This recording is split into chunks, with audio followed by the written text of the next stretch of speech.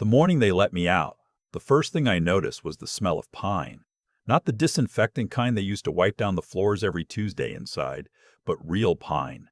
The kind that drifts off the trees along Highway 17 when the wind comes off Georgian Bay. I stood there in the parking lot of the Sudbury Detention Center for about 40 seconds, just breathing. My daughter was not there. My son-in-law was not there. I had not expected them to be. I had told my lawyer to tell no one. The cab I had arranged came 11 minutes late. The driver was a young man, maybe 25, and he made one attempt at conversation near the Walmart on the Sully Boulevard before he read my face and went quiet. I was grateful for that. I sat in the back seat and watched the city move past the window, and I thought about everything I had put in place before they took me away. I thought about whether it had held. I thought about whether 2 years had been enough time for my son-in-law to get comfortable. Comfortable men make mistakes. That much I knew. My name is not important to this story, but I will tell you what I was before all of this happened. I was a structural engineer, 31 years with the same firm in North Bay, the last 9 as a senior partner. My wife, the woman I had spent 38 years building a life with, passed away from ovarian cancer in the winter of 2019. After that, it was just me and the house on Lakeshore Drive. And eventually, my daughter and the man she married. My daughter, I will call her by what I always called her growing up, Maggie, short for Margaret, was the kind of person her mother always said was too trusting for her own good. She laughed easily, forgave quickly, and assumed that everyone she loved was operating from the same place of basic goodwill that she was. When she brought her boyfriend home for the first time 4 years after her mother died, I tried to see him through her eyes. He was smooth. That is the word I kept coming back to. Not dishonest, not cruel, just smooth. The way a river stone is smooth, shaped by friction into something that looks clean but has no grip. His name was Damien. He worked in private wealth management in Toronto, which sounds impressive until you understand what it means at a certain tier of that industry, that you are essentially a salesman with a nicer title. He wore good shoes. He remembered my birthday the first year. He called me sir until I asked him not to, and then he called me by my first name in a way that was just slightly too familiar, like he was trying on a jacket that didn't quite fit. Maggie loved him. She loved him in the complete, uncomplicated way she had loved things since she was a small girl. The way she had loved her first dog. The way she had loved her mother. I did not want to disturb that. I told myself I was being too protective. I told myself that grief makes you suspicious of good things. They married in September 2022. The reception was at a lodge in Muskoka. My wife's sister gave the toast. I danced with Maggie to the same song I had danced with her mother at our own wedding 39 years before. And I held it together until we got to the second verse, and then I didn't. Maggie pretended not to notice, which was one of the kindest things anyone has ever done for me. What I did not know then, what I had no way of knowing, was that Damien had been watching my finances for almost a year before the wedding. I found out later, through my lawyer, the sequence of things. He had asked Maggie, in what I imagine he framed as casual conversation, about the house, about the pension, about what I had set aside. Maggie had no reason to be guarded. She told him what she knew. He did math I was not aware anyone was doing. The first thing that shifted was subtle. About 8 months into the marriage, Damien started talking to me about estate planning, not aggressively, just seeding it. You should really have everything consolidated for Maggie's sake. Make it simpler for her later. He recommended a financial planner, a colleague of his. I declined politely. I had my own arrangements with a firm in North Bay that had handled my affairs for 15 years. He accepted this. He did not push. What he did instead was talk to Maggie. He told her, over a period of months, a version of me that I did not recognize. He said I was isolating. He said that I had been making unusual comments about her spending. I had made no such comments. He said he was worried about my cognitive decline. He cited 2 incidents. One time I had forgotten the dinner reservation. One time I had shown up to their condo on the wrong weekend. 2 things from 2 years. He built a world out of them. I did not know any of this was happening. I was living my life. I was playing hockey on Tuesday nights with men I had known since 1987. I was driving myself to Costco. I was managing my own medication, 1 blood pressure pill in the morning. the same one I had been taking since 2011. I was fine. I was lonely sometimes, but I was fine. The first time I understood something was wrong was a Thursday in February. Maggie came to the house alone. She sat at the kitchen table, and she had a look on her face I had not seen since the week her mother was diagnosed. A kind of careful blankness, the look of someone holding themselves very still because movement might break something. She told me that she and Damien were concerned. She used that word, concerned. She said they had been speaking to a social worker. She said that they thought it might be best if and then she stopped. And then she said that they had spoken to a lawyer. I remember that I stood up and went to the window. There was still snow on the backyard, thick and undisturbed, the way it looks in North Bay in February, when the cold keeps everything frozen and nothing can move. I stood there and I thought, this is the moment. Whatever he has told her, she believes it, and she loves me, but she believes him more right now. And I do not know yet how far this has gone. Further than I thought. Within 6 weeks, an application had been filed with the Ontario Capacity Assessment Office, initiated through a private referral Damien had arranged. I did not know this was a process that could be set in motion by a family member with access to the right professionals. I was assessed by 2 psychologists I had never met. I answered their questions. I was told the results would be reviewed. While that process was underway, Damien escalated. He filed the report with Adult Protective Services, alleging financial self-neglect and suggesting I had been manipulated by an unnamed third party into making poor financial decisions. There was no third party. The financial decisions he was referring to were 2. A gift I had made to my nephew when he was starting a business, and a donation I had made to the hospital foundation in my wife's name. Both were things I had chosen freely, with full awareness, and recorded properly, but on paper, without context, they looked like what he needed them to look like. The assessment came back with a flag. Not a finding of incapacity, not that clear, not that honest, but a flag. Enough for his lawyer to take to a judge. Enough for a temporary guardianship order to be granted on an emergency basis, pending further review. The order gave Damien, as Maggie's spouse, oversight over my financial decisions while the matter was before the courts. Then he called the police. I am still not entirely certain what he told them. What I know is that an officer came to my door on a Tuesday morning in March and explained that there had been a complaint alleging that I had threatened my son-in-law during a phone call the previous week. I had not threatened him. We had argued. He had called to tell me about the guardianship order, and I had raised my voice, and I had said that he would regret what he was doing. That was the threat. Those words, stripped of context, offered to a constable by a man who managed his delivery very carefully. I was held for 48 hours initially, then released on conditions. One of the conditions was that I was not to contact Maggie directly. Within 3 weeks, the Crown had decided to proceed, and I found myself charged under Section 264.1 of the Criminal Code, uttering threats. I am 63 years old.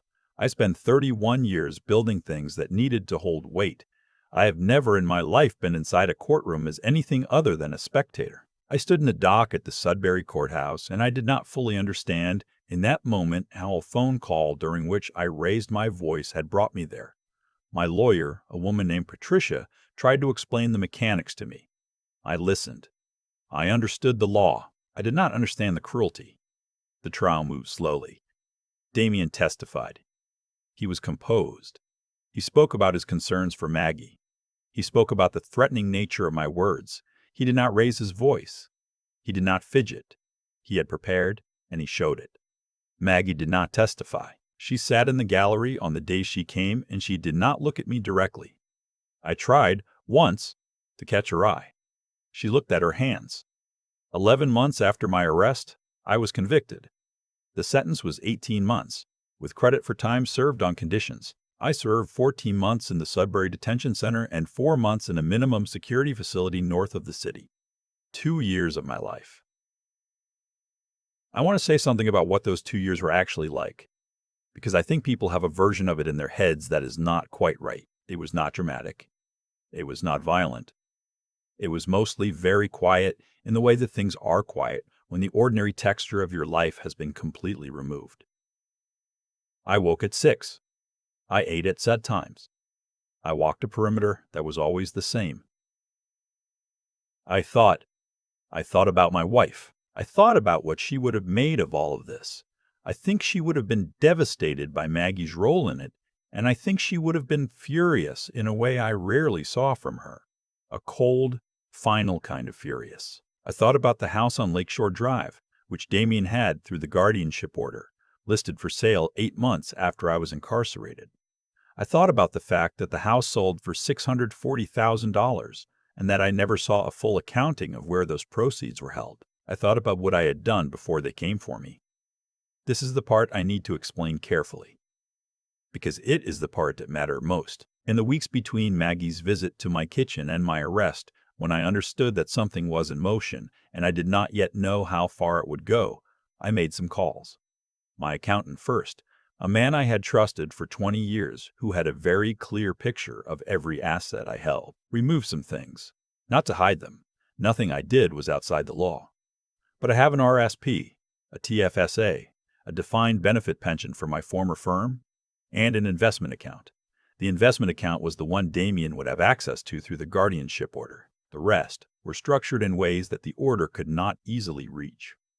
More importantly, I called my lawyer, not Patricia, who handled the criminal matter, but the civil lawyer I had used for my wife's estate. I instructed her to prepare a comprehensive affidavit documenting my financial decisions over the previous 3 years, with full supporting evidence, specifically the gift to my nephew and the hospital donation. I had the psychologist from my own GP's network conduct an independent capacity assessment, one initiated before the official process. The results were clean. I filed everything. And then, and this is the thing that Damien did not anticipate, I contacted the Law Society of Ontario and filed a complaint against the financial planner he had referred me to, whose firm, I had discovered, had a pre-existing referral arrangement with Damien's employer. Not illegal on its face, but problematic and documented. Then I waited. It took time. Inside, it took a particular kind of patience that I am not sure I would have had at a younger age. There were nights, many nights, when I lay on a narrow mattress and thought about Maggie and felt something close to grief, the specific grief of losing someone who was still alive. I did not write to her. The conditions of my release prohibited it, and even beyond that I was not certain what I would say. That her husband was not the person she thought he was? She would hear that from me, and she would hear it from her own life eventually. And I knew which one would be more persuasive. Damien, meanwhile, had become comfortable. That is the word again, comfortable. He had the guardianship order. He had the house proceeds. He had managed, through Maggie's name, to access a joint account she had with me that I had set up when she was in university. A small account, maybe $12,000, but he found it. He was building something. I imagine it felt very stable from where he was standing. It was not stable. The complaint to the Law Society had triggered a review. The review had expanded, quietly, through channels I was not directly party to, into an examination of Damien's practices at his firm. My civil lawyer had also launched an application to challenge the guardianship order on the grounds that the original capacity assessment had been procedurally irregular, specifically that one of the assessing psychologists had a professional relationship with the referring physician Damien had used. That connection took time to document. My lawyer documented it. By the time I walked out of the facility north of the city, 2 things were already in motion. The first, Damien's firm had placed him on administrative leave pending an internal investigation into client referral practices. This was not public yet, but my lawyer knew.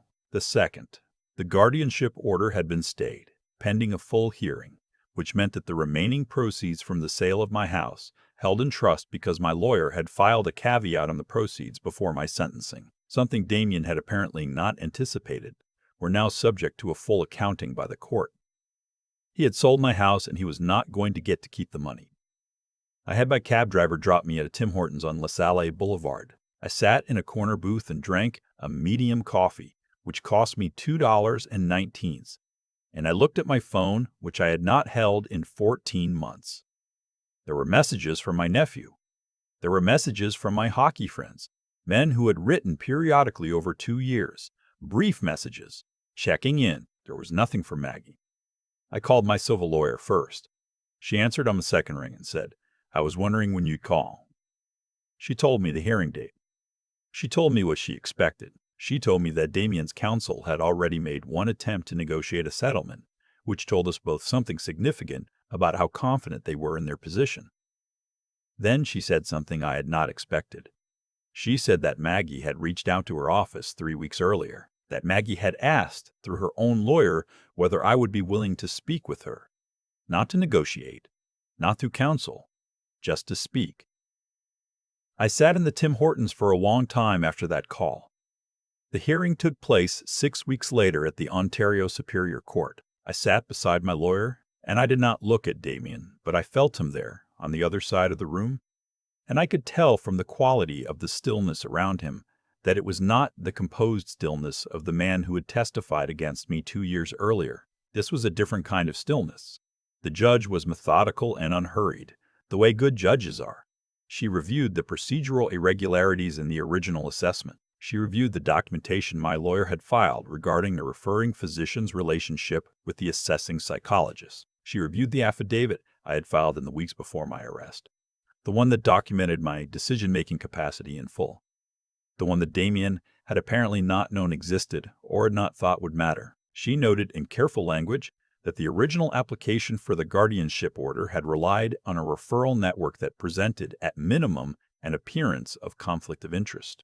The order was vacated. The proceeds from the sale of my house, $600 after legal fees and real estate costs, were ordered returned to me with interest. Damien's firm, by then, had terminated his employment. The Law Society investigation was ongoing. My lawyer told me privately that there were at least 2 former clients of his who had come forward as part of the broader review, people who had experienced similar patterns. Families made anxious, assets moved, trust exploited. He had done this before. He had done this carefully, and he had, until now, gotten away with it. Outside the courthouse on a Tuesday afternoon in October, the maple trees along the street had turned the particular deep red that you only see in Ontario in the fall, the kind of red that looks almost angry, like the tree is burning from the inside and not minding it. I stood on the steps and I thought about my wife, and I thought about the house on Lakeshore Drive that I would not be going back to, and I thought about all the Tuesday nights of hockey I had missed, and the men who had written to me anyway. Maggie was standing at the bottom of the steps. She was alone. She looked the way she had looked in my kitchen on the Thursday in February 2.5 years earlier. That careful blankness, except this time it was not blankness. This time it was something else. She had been crying. I could see that. She had stopped before she walked up, or tried to, the way she used to try not to cry in front of me when she was small.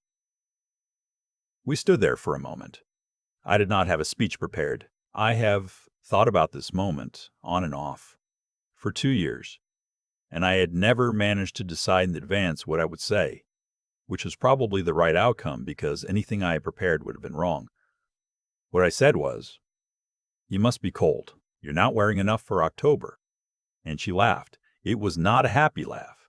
It was the laugh of someone who has been wound so tight for so long that something finally releases, and what comes out is not what you expected. She came up the steps, and I put my arms around her and she cried into my shoulder. A proper cry, not the held-back kind. I let her. I am not a man who arrives at forgiveness quickly. That is the honest answer to the question I know people would ask. Maggie made choices that had consequences I will carry for the rest of my life.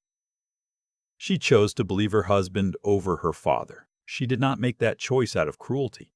She made it because she loved him, and because he was very good at what he did, and because grief had left us both in places that made us vulnerable in ways we didn't fully understand. But I also know what she has lost. Her marriage is over. She told me that herself. Later, over coffee at my nephew's kitchen table, the first time we really talked, she said she had started to see things, small things, at first, then larger ones, and that by the time she understood what Damien was, she had already given him 2 years of her trust. She said she was sorry. She said it more than once. Each time she said it, she looked like she meant it more than the time before. I told her that I was not going anywhere. That is the thing no one tells you about being a father. The job does not end at the difficult parts. It does not end when your child is wrong. It does not end when you are the one who paid the price for their mistake. You can be hurt and still not leave. You can carry the wound and still hold the door open. I do not think that makes me a saint. I think it just makes me her father, which is what I have been since the first morning I held her in a hospital room in North Bay in 1986, before I had any idea what that would eventually ask of me. I rent a house now, on a quiet street in Sudbury near the university. It is smaller than the house on Lakeshore Drive, and I do not have the same view of the water. And on some mornings I feel that. My civil case is still grinding through its final stages. My lawyer expects a clean conclusion. The money will not give me back the time, but it will give me stability, and at 65, stability is not a small thing. I play hockey on Thursday nights now with a different group of men. Men I had not known 2 years ago, who found out from someone that I was new to the city and had played competitively, and who called me up one afternoon and asked if I wanted to skate. I said yes. I did not explain my situation. They did not ask. That is the thing about starting over that surprises you when it happens. It is not as impossible as you thought it would be. You find out that the world still has people in it who call strangers up and ask if they want to skate. You find out that your daughter's voice sounds exactly the same on the phone as it did before all of it. You find out that grief and anger can live in the same place as something that is not quite hope yet, but is the thing that comes just before hope. The pine trees along Highway 17 still smell the same in the morning. I noticed that again last week, driving north to see my nephew. I had the window down and the air came in cold and sharp and real, and I thought, I am still here. Everything it cost me, and I am still here. And there is something to do with that. I intend to find out what. I keep coming back to the image of Damien on the witness stand, the stillness of him. The way he folded his hands and spoke about concern for my daughter, for our family, as if he were the reasonable one in the room, and I were the thing that needed to be managed. He had prepared carefully, and it showed, and for a long time that preparation worked. That is the part that stays with me. Not the injustice of it, though that is real, but the fact that a person can construct a very convincing version of events if they are patient enough, and if the people who love you are vulnerable enough to believe it. What I understand now, looking back at all of it, is that Damien's failure was not really about the law. The law was just where it ended. His failure was a failure of character that had been accumulating long before he ever met my daughter. A person who was willing to exploit grief, and Maggie was grieving. She had lost her mother, and she was lonely in ways she did not fully understand. That person has made a choice about what kind of life they are going to live, and that choice has weight. It follows you. It shows up eventually in the details, in the referral networks, and the procedural irregularities and the small inconsistencies that a thorough person, given enough time, will find. I was thorough. I had 31 years of building things that needed to hold weight. And I knew that what holds is not luck or charm. It is documentation. It is structural integrity. It is the work you do before anyone is watching. The affidavit I filed in the weeks before my arrest, the independent capacity assessment, the civil caveat on the house proceeds, none of that felt heroic at the time. It felt like what you do when you understand that the world does not sort itself out automatically, that someone has to do the careful work, and that if it is going to be done right, it is going to have to be you. My daughter is not a villain in this story. I want to be clear about that because I think it would be easy to read it that way. She was a woman in her late 30s who had lost her mother and found a man who seemed to know exactly what she needed to hear, and she trusted him. And that trust was used against both of us. She was wrong to believe what she believed about me. But wrong is not the same as malicious, and I have lived long enough to know the difference. What I hope she takes from all of this, what I hope anyone takes from it, is that loving someone does not mean accepting their account of everyone else in your life. Real love involves the harder work of staying curious, of asking questions even when the answers might be uncomfortable, of not letting someone else's certainty replace your own judgment. That is not easy. It requires a kind of honesty with yourself that most of us would rather avoid. And for anyone watching who is in the middle of something like this, fighting a system that seems to have already decided against you, waiting for the truth to surface when everyone around you seems content with the version they've been given, I would say only this: the work matters even when no one sees it. Your integrity is not just a moral position. It is a practical one. It is the thing that holds when everything else is under pressure. I spent 14 months on a narrow mattress thinking that the only thing I still controlled was how I conducted myself, and I turned out to be right. I intend to keep being right about that.